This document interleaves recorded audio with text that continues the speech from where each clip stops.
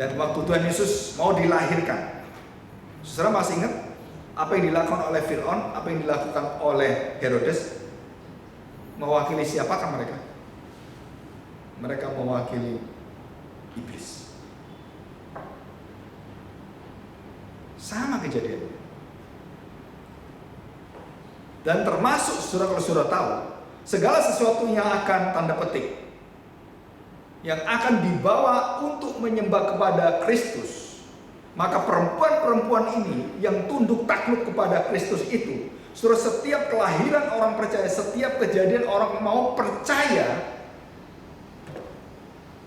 iblis bekerja mati-matian untuk menggagalkan iman kita. Dan dia mengawasi seluruh manusia, karena dia tahu siapa yang tidak memiliki tanda. Nah, yang tidak memiliki tanda, dia gempur habis-habisan sampai dia hancur. Nah, di situ iblis merasa, Pak, aku menyeret manusia, aku menyeret malaikat-malaikat, dan sepertiga malaikat berhasil. Jadi saya tanya sekarang, kerajaan iblis dengan sepertiga malaikat, dan berapakah sepertiga malaikat itu? Saya percaya nggak mungkin sepertiga cuma 3. Sepertiga itu ratusan ribu malaikat. Dan bayangkan ratusan ribu malaikat itu ada di seluruh dunia ini.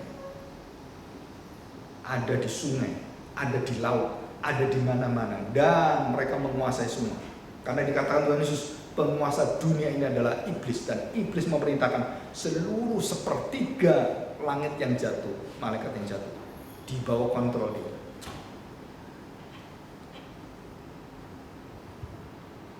Bagaimana Ayub bisa anaknya mati? Dia perintahkan malaikat, hantam, mati semua. Dan itu kerajaan kegelapan. Masalahnya adalah, dari mana mereka bisa membunuh 10 anaknya Ayub? Saudara, ini misteri yang luar biasa, yang kita nggak masuk dalam pikiran normal manusia. Siapa yang mengizinkan? Tuhan. Kejamkah Tuhan sehingga anak Ayub dibunuh atas izin Tuhan?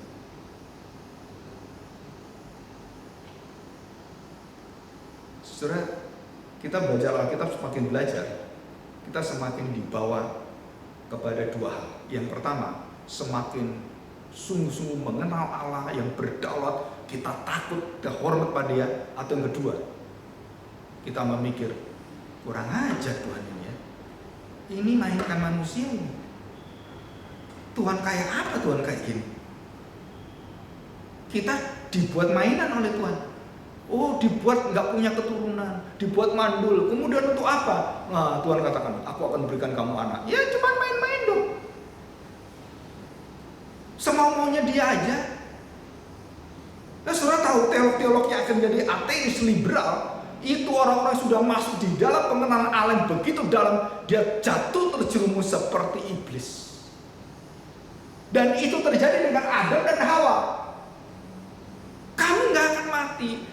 Tuhan takut dengan kamu kalau kamu jadi Tuhan. Itu poinnya. Akhirnya waktu kita katakan, oh berarti Tuhan itu nggak benar. Memang kamu siapa? Mau jadi apa kamu? Jadi Tuhan. Betul nggak? Dan waktu kamu berpikir seperti itu, iblis katakan, berhasil. Caraku berhasil terus. Adam jatuh, Daud jatuh, ini jatuh, semua jatuh. Dengan apa? Dengan fatsun. Nah, fatsun politik ini kan ada kan istilah baru. Jiwa daripada pencobaan itu, saudara, jatuh semua. Siapa yang nggak jatuh? Hanya Tuhan Yesus. Jadi saudara, perempuan ini waktu mau dihadirkan oleh Tuhan dalam setiap peristiwa, saudara, dunia sekelilingnya, iblis tahu bagaimana Yusuf ini akan menjadi orang yang akan dihormati oleh 12 suku Israel kan 12, dan Yusuf ini akan menjadi pemimpin dari semua saudaranya, dan bulan dan bintang dikatakan. Perempuan itu bulan dan bintang. Siapa bulan dan bintang? Papanya dan mamanya. tunduk pada dia, pada Yusuf, pada perempuan itu. Jadi Yusuf itu lambang perempuan itu.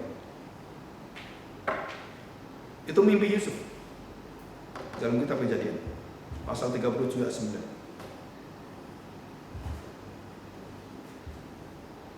Saudara bayangkan. Jadi waktu perempuan itu melahirkan, Kain dilahirkan, dan kemudian Habil dilahirkan. Saya tanya, iblis kemudian melihat siapa yang bisa ditarik oleh dia, yang diseret oleh dia. Kain kena. Dan bagaimana Kain mendapatkan kuasa itu, dan kemudian dia bisa marah kepada adiknya, dan dia bunuh adiknya, dia menguasai adiknya, dia nggak mau kalah, terus dia menjadi Tuhan. Dan itu berulang, Yakub dan Esau. Berulang lagi Ishak dan Ismail.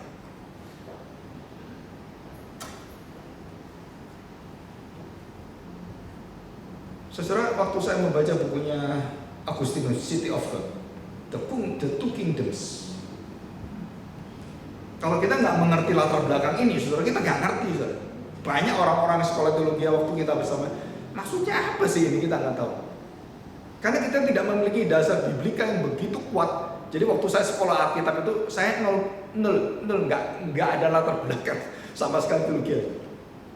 Jadi waktu masuk itu saya mencari sendiri, berpikir sendiri, saya berdoa sendiri, saya katakan, wah saya kok nggak dapat ini. Dari mana ini semuanya?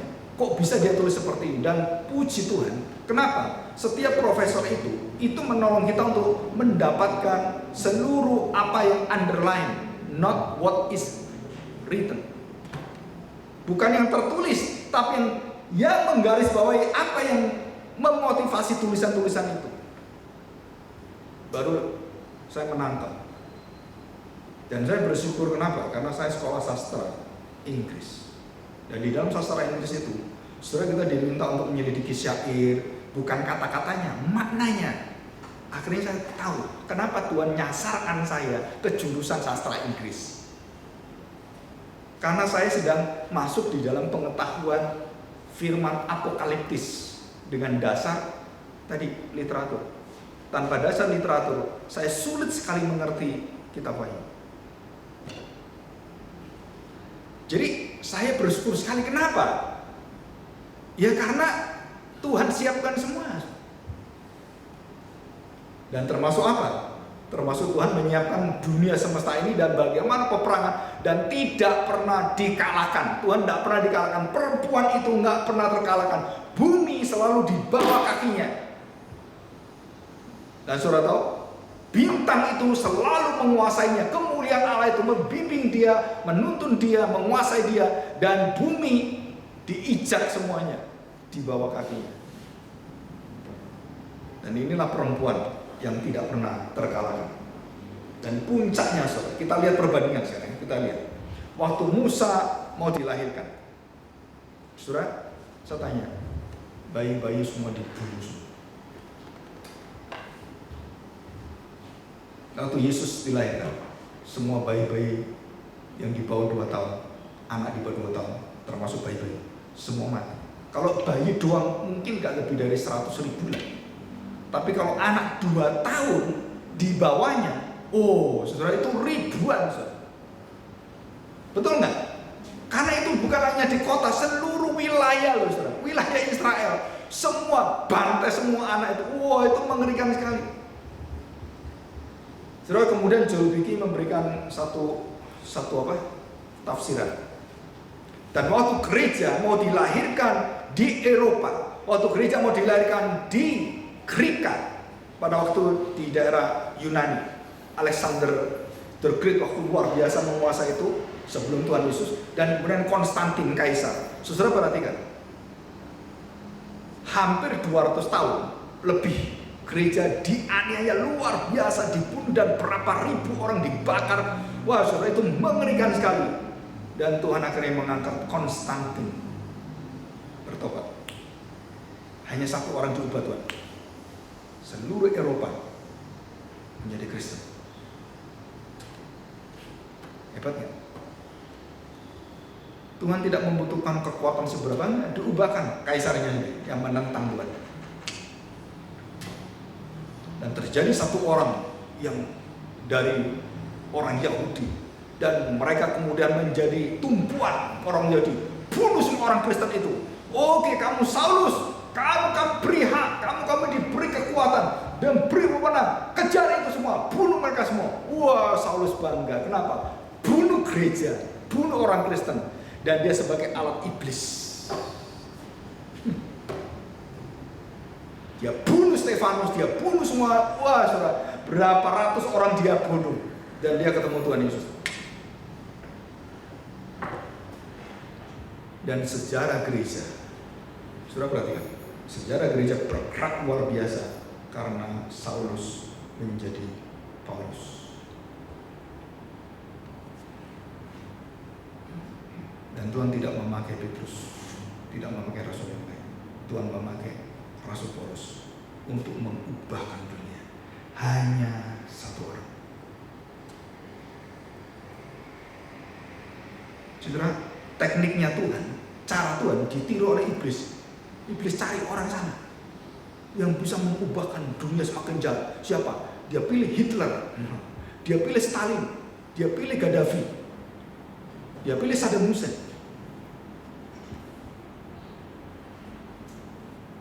dia pilih Obama.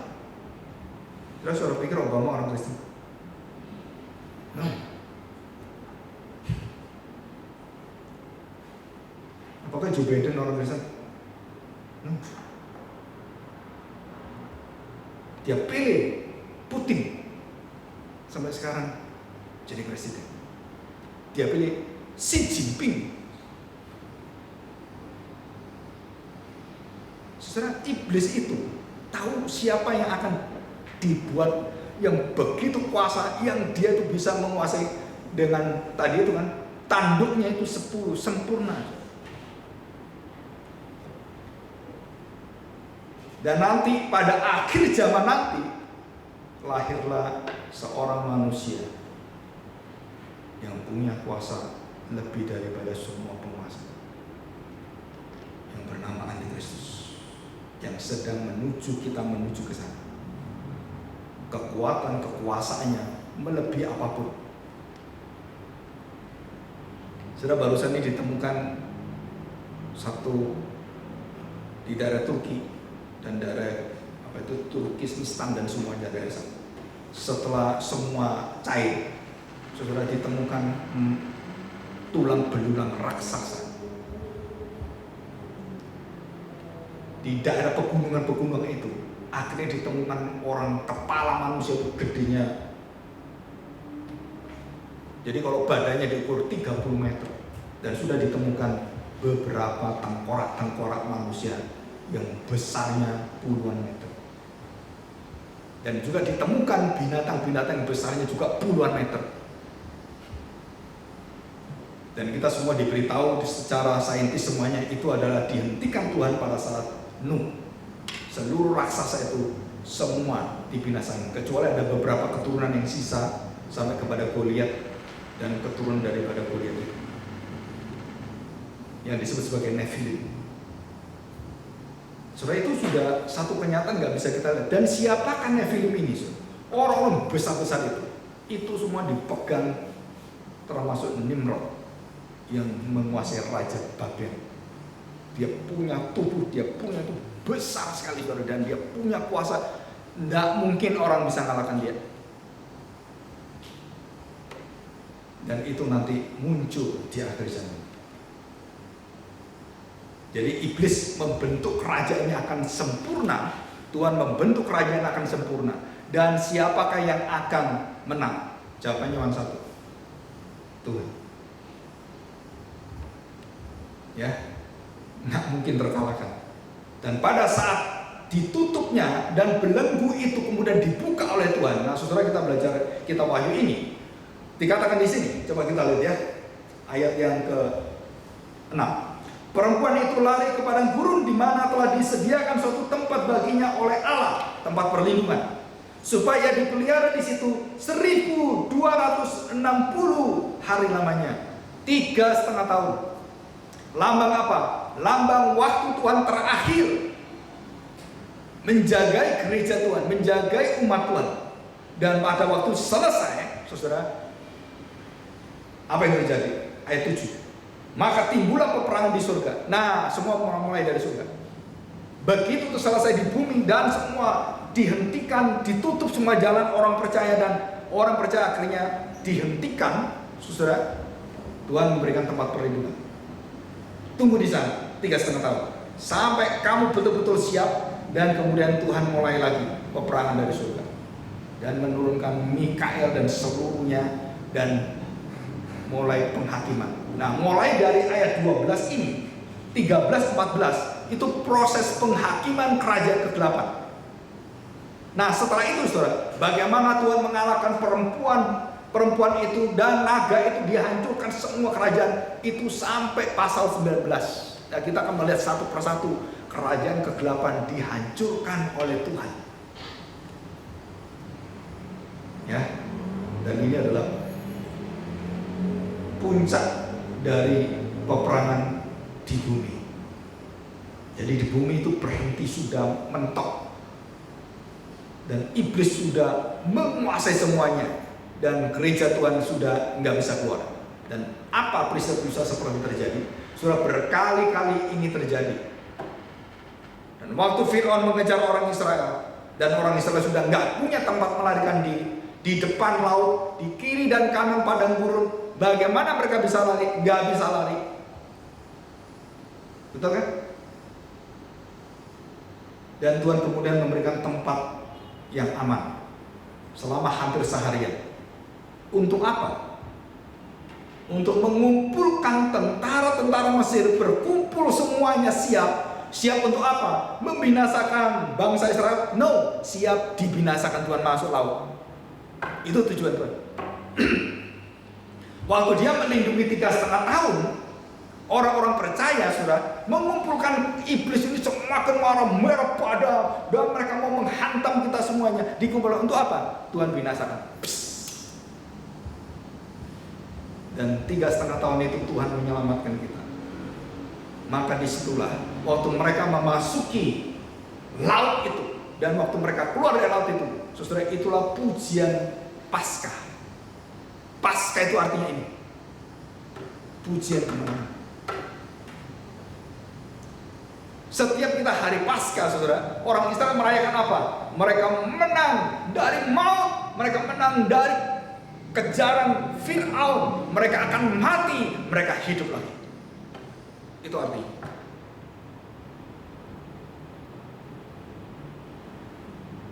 Jadi saudara, kenapa Tuhan memberikan waktu pada orang percaya? Tuhan, kenapa Tuhan? Kenapa Tuhan biarkan ini Tuhan? Wah, mereka berdoa bangsa Israel di dalam masa-masa penjajah, masa-masa perbudakan, mereka menangis 3,5 tahun. Bukan waktu literal, tapi waktu Tuhan berikan kekuatan ketahanan. Dan selesai, Tuhan katakan, Musa, aku panggil engkau, beritahu Fir'aun, biarkan umatku keluar, pergi, bebaskan umatku. Kalau dia nggak mau, dia tetap nggak mau, dia tetap ngotot, aku siapkan untuk kebinasaan Fir'aun dan seluruh tentara-tentara.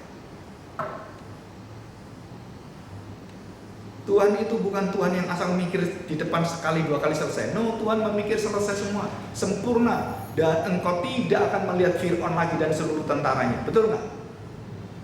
Apakah bangsa Israel berada di padang belantara takut dengan Fir'aun? Oh, nanti Fir'aun sudah nggak ada, sudah mati semuanya.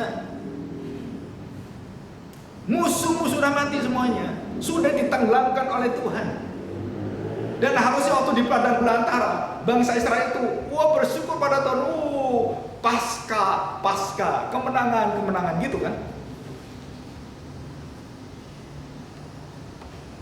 Terus tanya, apa problemnya setelah Paskah? Sebelum masuk tanah perjanjian. Problem yang terbesar gereja Tuhan. Dan Tuhan kasih waktu itu. Saudara, mereka menuntut Tuhan supaya menyediakan seluruh makanan, minuman, dan semua seperti di Mesir. Memori di dalam dosa itu itu muncul kembali. Kalau di padang belantara kayak gini, lebih baik ke Mesir dong. Kamu tidak tahu nggak ke Mesir? Itu semua tentara Firaun mati, aku binasakan semua. Kamu mau kembali ke mereka? Masa bodoh, ini susah saya.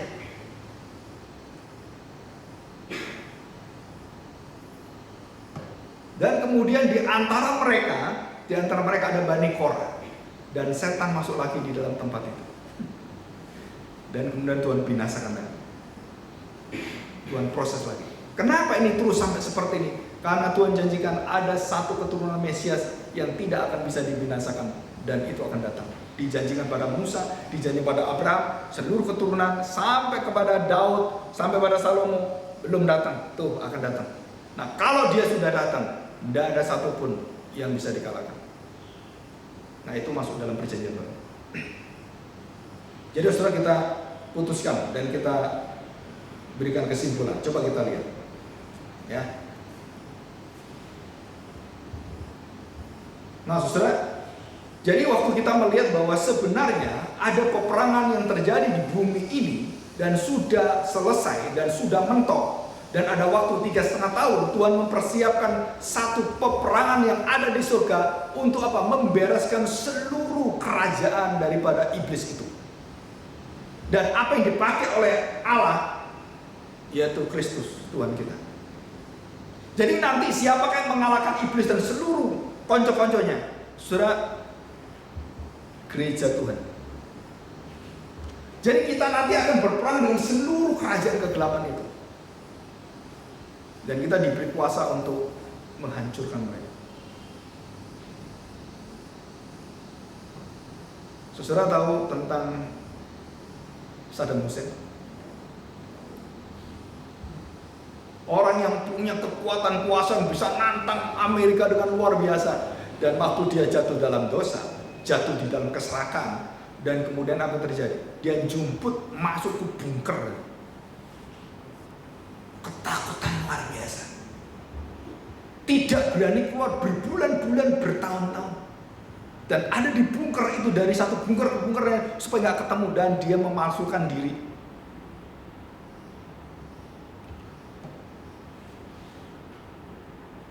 Saudara, dikatakan kemanapun engkau pergi, kalau penghakiman Tuhan itu akan berjalan, nggak pernah kamu bisa keluar. Dan akhirnya ketangkep. Dan kemudian oleh Amerika diberikan satu hadiah. Apa itu? Dibom. Bom apa?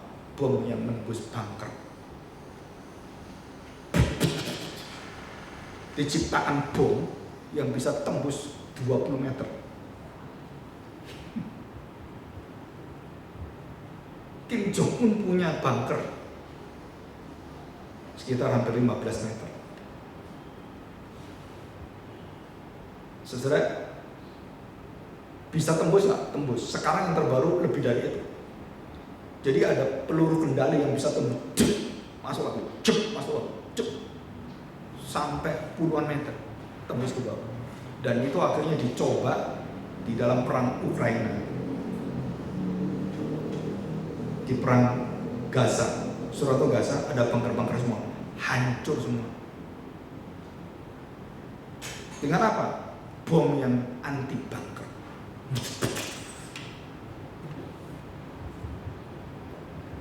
Sebenarnya di depan mata kita ini kita melihat satu peperangan hati manusia sih. Ya. Dan itu bukan hanya yang di luar, termasuk di dalam diri kita. Kita harus tahu. Dan Tuhan memberikan kita tanda, dan tanda itu diketahui oleh iblis. Kita sudah punya tanda nggak? Kalau kita nggak punya tanda, saudara, jalan hidupmu berat sekali. Jika tanpa tanda itu, dan Roh Kudus tidak menjamin kita, kita akan tinggal tenang. Ya, inilah satu jaminan dari Tuhan. Jika engkau melihat dan terus memegang imanmu dan memandang kepada Kristus, engkau tidak pernah dikecewakan oleh Tuhan, dan Tuhan tidak akan mengecewakan kamu.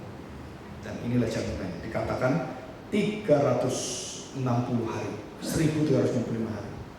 Tuhan akan memelihara, melindungi, dan mempersiapkan satu kematian, kehancuran kerajaan kegelapan iblis dan konco-konconya. Dan siapa yang memberitahu pada kita? Tuhan Yesus mengatakan, hari ini engkau lihat. Jangan engkau bangga, engkau bisa mengusir setan. Jangan engkau bangga, engkau bisa melakukan mujizat-mujizat. Dan Tuhan katakan, iblis sudah jatuh dari langit. Kenapa dia jatuh? Anak manusia menjadi manusia. Dan hari ini, zaman ini, di dalam daging ini juga iblis akan hancur. Jadi kapankah berita diterima oleh iblis? Kamu akan dihancurkan kepalamu dan keturunan itu akan menghancur kamu dengan tumitnya. Kapan itu diterima? Waktu Yesus mati di kayu salib. Jadi artinya saudara diberi jaminan, artinya sudah tidak ada kuasa apapun yang bisa mengalahkan kasih Tuhan yang memiliki engkau, yang memelihara engkau. Jadi sekarang ini nggak perlu takut dengan setan lagi, saudara. Takut mati, takut ini, takut ini, nggak ada, saudara. Itu sudah dikalahkan, selesai. Jadi kita berjalan dengan hati yang bersyukur penuh sukacita. Tahu lagunya? Ke Sion, ke Sion. Nah itu, kita ini sedang menuju ke Sion, bukan mencari Sion. Kita sudah dimenangkan, kita menuju kerajaan kemenangan. Dan seluruh kuasa yang dikatakan, segala kuasa yang di langit, yang di surga, di bumi, dan di bawah bumi, segala kuasa apapun sudah diserahkan Bapa kepadaku. Aku berikan kuasa itu, pergi beritakan Injil. Nah asal kamu beritakan Injil, berita kebenaran, sukacita surgawi, tidak ada satu iblis yang bisa mengalahkan kamu. Syaratnya cuma satu, kamu memiliki kebenaran Injil, memiliki Kristus. Ya, mari kita berdoa, kita bersyukur pada Tuhan. Bapa surgawi, kami bersyukur di hadapan-Mu hari ini.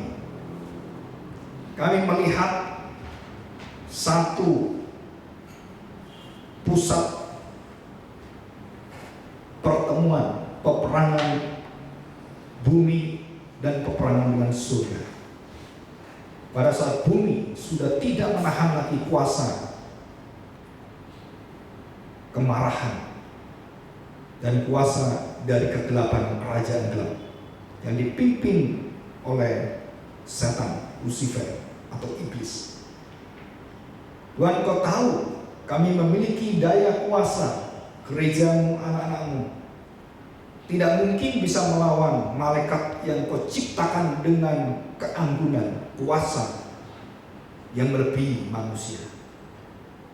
Tetapi hari ini Engkau memberikan kami jaminan bahwa di dalam anak-Mu, di dalam darah, nyawa, kuasa, perjanjian yang sudah diberikan, sudah dijaminkan bagi kami, maka tidak ada satu roh pun yang paling gelap sekalipun, bahkan iblis sekalipun, diberi wewenang oleh Tuhan untuk menjatuhkan kami. Dan Tuhan akan mengangkat kami, karena kami memiliki satu roh yang melebihi dari roh apapun, Roh Kudus, roh penjamin, roh sukacita, roh kemenangan, roh Allah sendiri yang ada dalam hati kami, berdiam menetap selama-lamanya. Bahkan kematian kami pun tidak bisa menghalangi kasih Tuhan, karena tubuh kami yang akan jadi debu dan tanah akan dibangkitkan oleh roh itu sendiri. Terima kasih Bapa untuk kemenangan sukacita yang indah ini. Kami bersyukur karena Engkau tidak pernah tinggalkan kami. Dalam nama Tuhan Yesus kami serahkan doa kami. Amin.